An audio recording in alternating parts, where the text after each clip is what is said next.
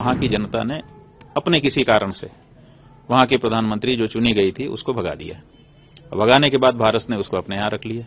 अब बांग्लादेश के लोगों को लगता है कि हमने जिसको भगाया उसको ये बड़े ठाठ से रखे हुए हैं लाल। वो भारत के खिलाफ तो कुछ कर नहीं सकते। भारत मजबूत देश है, बड़ा देश है, शक्तिशाली है, उनकी अपेक्षा बहुत अधिक, तो वो कुछ कर नहीं सकते। तो वो अपनी खींच भारत के ऊपर तो निकाल नहीं सकते। तो वो भारत के ऊपर खींच निकालने के लिए बांग्लादेश में जो हिंदू रह रहे हैं उनके ऊपर खींच निकाल रहे हैं। अगर आप किसी को शरण देखते हो और दुश्मनी मोल लेते हैं तो आपके अंदर उतनी ताकत होनी चाहिए। तो वो ताकत आप दिखा नहीं रहे हैं और शरण दे करके बैठे हुए हैं। भारत की जो राजनीति है और जो विदेश नीति है वो कहीं न कहीं धोखा खा रही है। और इसका परिणाम क्या होगा? इसका परिणाम ये होगा कि बांग्लादेश की जनता में भारत के प्रति दुश्मनी की भावना धीरे धीरे फिर पनप जाएगी। बांग्लादेश की जो परिस्थिति बनी है वो इसलिए बनी है कि बांग्लादेश कभी पाकिस्तान था और उससे भी पहले भारत था। भारत ही का एक भूभाग धार्मिक कारणों से पाकिस्तान बन गया। बाद में पूर्वी पाकिस्तान और पश्चिमी पाकिस्तान के बीच पटा नहीं मामला, तो उन लोगों में कुछ बाधा आई, उसका लाभ भारत की सरकार ने उठाया और उसको स्वतंत्र देश घोषित करवा दिया। वो स्वतंत्र हो गए, बांग्लादेश उनका नाम हो गया। पाकिस्तान से, पूर्वी पाकिस्तान से बांग्लादेश में परिणत हो गए। अब बांग्लादेश के रूप में भारत के प्रति वो कृतज्ञ थे कि इन्होंने हमको स्वतंत्र पहचान दिलाने में मदद की है हमारी, इसलिए भारत के साथ उनका अच्छा संबंध था। अब भारत के साथ जो अच्छा संबंध देश की राजनीति का और देश के जनता का चला आ रहा था, अब उसमें अंतर आने लग गया। क्यों अंतर आया? क्योंकि वहां की जनता ने अपने किसी कारण से वहां के प्रधानमंत्री जो चुनी गई थी उसको भगा दिया। भगाने के बाद भारत ने उसको अपने यहां रख लिया। अब बांग्लादेश के लोगों को लगता है कि हमने जिसको भगाया उसको ये बड़े ठाठ से रखे हुए हैं, लाल कालीन बिछा करके उसको उतारते हैं, उसको साड़ी की खरीदी करवाते हैं और उसको अच्छी जगह पे रखते हैं, सुरक्षा करते हैं। तो उनको लग रहा है कि हमने जिसको भगाया उसको ये पनाह दे रहे हैं, उसको ये शरण दे रहे हैं, उसको ये सम्मान दे रहे हैं, उसका ये मदद कर रहे हैं।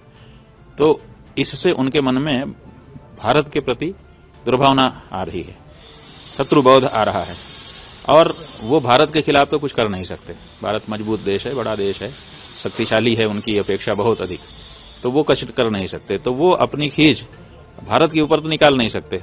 तो वो भारत के ऊपर खींच निकालने के लिए बांग्लादेश में जो हिंदू रह रहे हैं उनके ऊपर खींच निकाल रहे हैं, एक के बाद एक। पहले एक मारा गया, फिर दूसरा मारा गया, फिर तीसरा मारा गया, पत्रकार भी मारे जा रहे हैं जो हिंदू पत्रकार हैं। तो ऐसी परिस्थिति में भारत की सरकार को विचार करने की जरूरत नहीं है।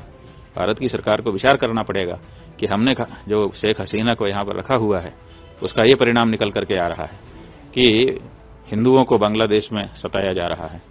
या तो हम उनको कह दें कि भाई अब जाइए कहीं और दूसरी जगह रहिए, हमने आपको इतना कर दिया जो करना था, कम से कम अब चली जाएं तो लोगों की भावना सहज हो जाए।